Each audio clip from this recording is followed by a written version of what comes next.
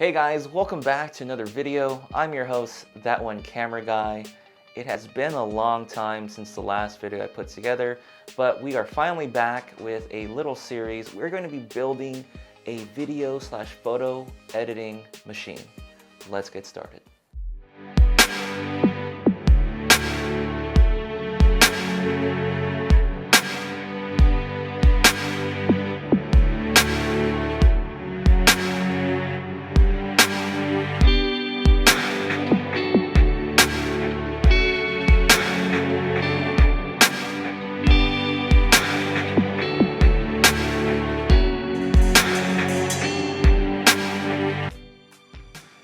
This first video you're watching now is going to be discussing the parts that I'm picking out for the PC build. Part 2 is going to be the actual physical build of the machine, and part 3 is going to be a benchmark. Whenever you're building a PC, the first thing you want to ask yourself is, what is it for? What's the purpose? I do a lot of video editing and photo editing, so I'm looking to build a machine that's going to handle all those processes.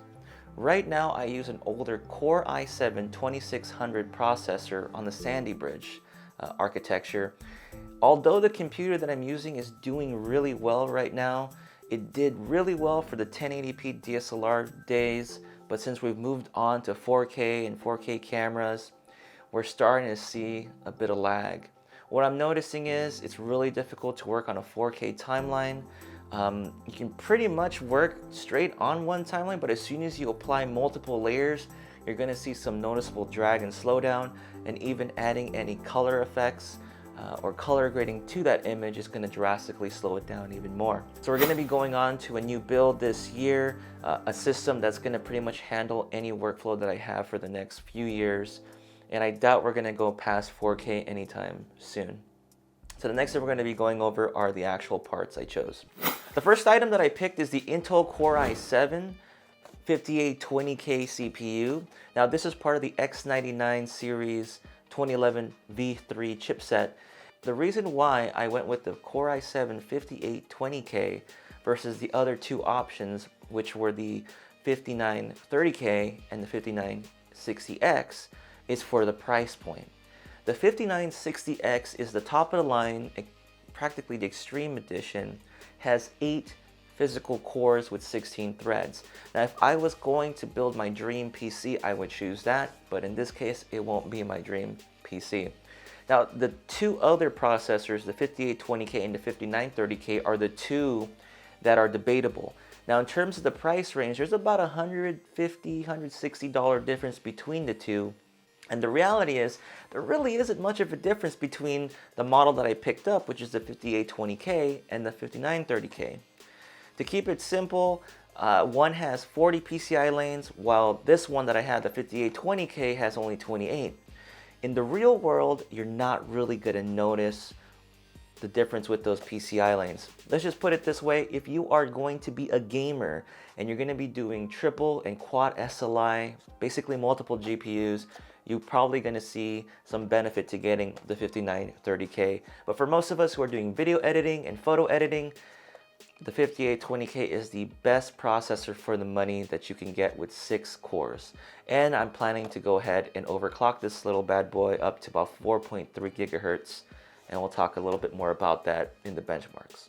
The next item on our list is the motherboard. I went with the MSI X99 SLI Plus. What's really great about this board is the fact that it has pretty much everything you need for a system like this at a really good price at around $230.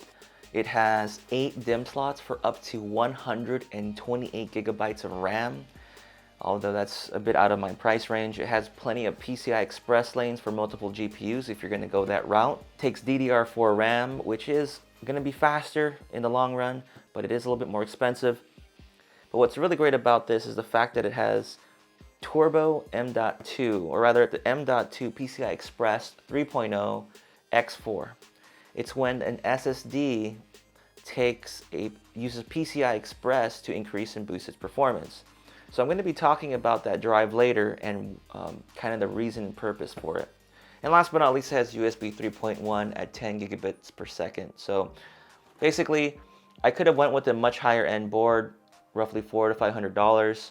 I probably could have got another M.2 slot with one of those boards, but for the most part, this board is going to do everything that I need at a really great and affordable price, and I can spend that money elsewhere in my build. The next important item on this list is the graphics card. I went with the GeForce GTX 980 Ti. This is an overclocked edition from Gigabyte. The reason why I went with this particular version here is the fact that it was from an Amazon warehouse deal.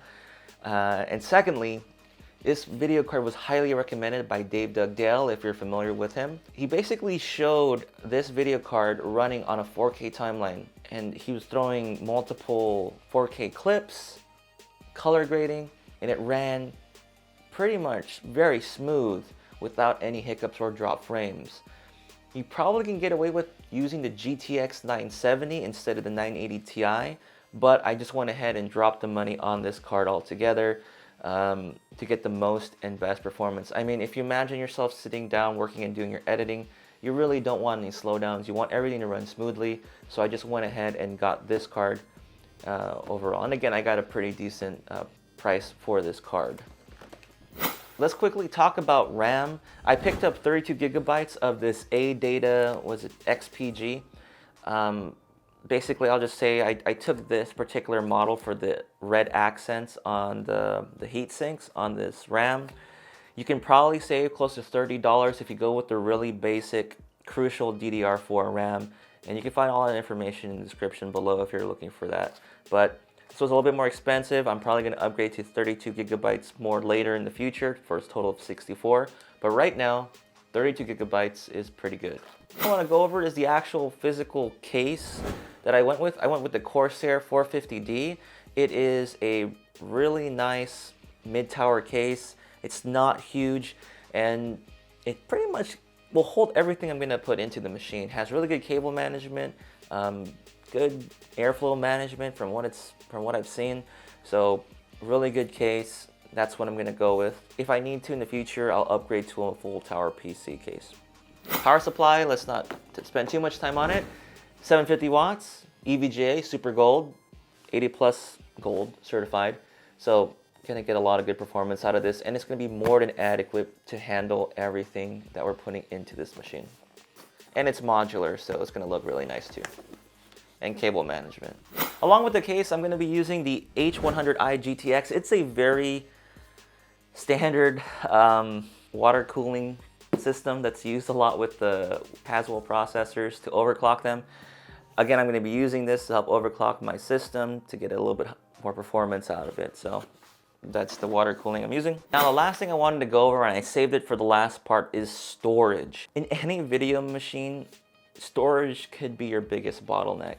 At this point, the CPU's pretty beefy.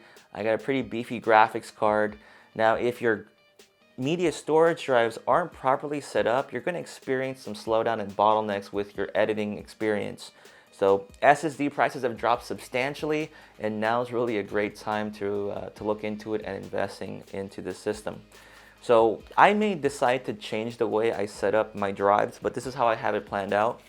I'm going to be using this new M.2 NVMe Express, which is going to use that new M.2 PCI Express 3.0 port on the motherboard. This is a 950 Pro from Samsung. It does 2,500 megabytes per second read and 1,500 megabytes per second write, which is a phenomenal speed. Now, that's not going to be under continuous load, but for the most part, it's going to speed up all the types of work that I do in terms of just booting up the system, running applications and programs, and I am probably going to run my scratch drive or my scratch disk through this to help improve performance as well. I'm going to be using the Samsung 500 gigabyte Evo drive. I just had it lying around. This is going to be my export drive. And finally, I picked up a second one of these. I'm going to put this SanDisk Ultra 2 solid state drive, 960 gigabytes in RAID. So I'm going to have close to 2 terabytes of SSD with some boost performance of having it in RAID 0. So let's go over that really quick as far as the setup again. This card that runs extremely fast is going to be the operating system, essentially the boot drive and scratch drive for my programs. So especially for Adobe Premiere Pro to help speed it up. I'm gonna use this one as my media storage drive, so about 2 terabytes, so I can hold my project files in my system and it'll run very fast.